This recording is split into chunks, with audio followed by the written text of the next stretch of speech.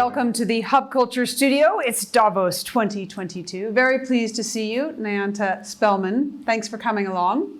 And thank you for having me once again.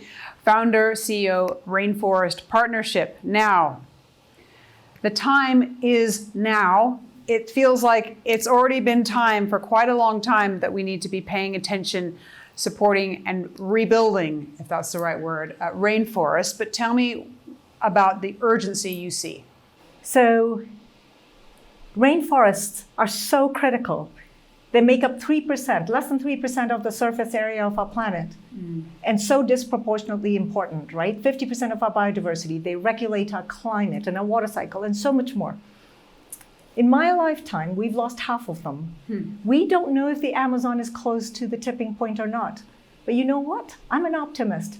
We better get our act together. And if the UN says that we have less than 10 years, about 7 or 8 years, to do something about the dual existential crisis of biodiversity loss and climate change, we better do it now. Start like yesterday, but we can't, being human. So here we are today.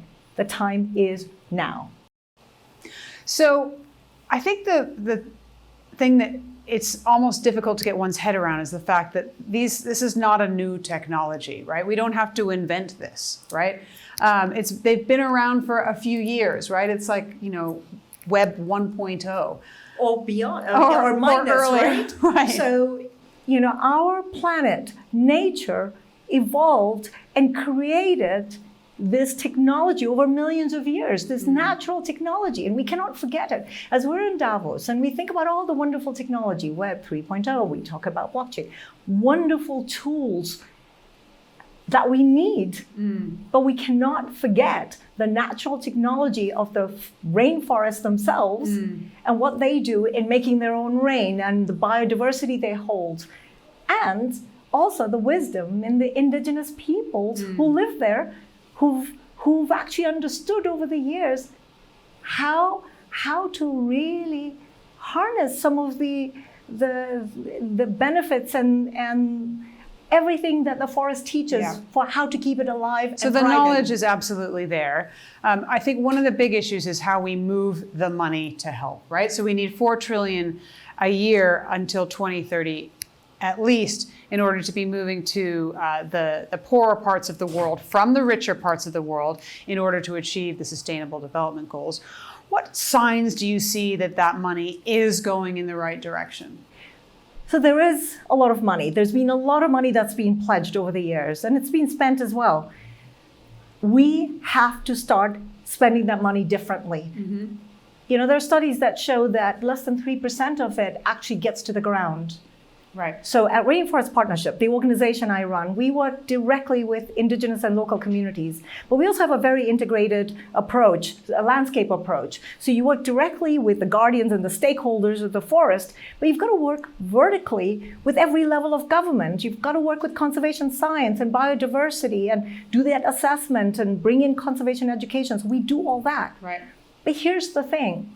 That alone is not enough if the money that's coming is not getting spent in the most efficient ways. And when I say efficient, I don't mean in the business sense, when it's not giving the impact. So we've got to start asking different questions.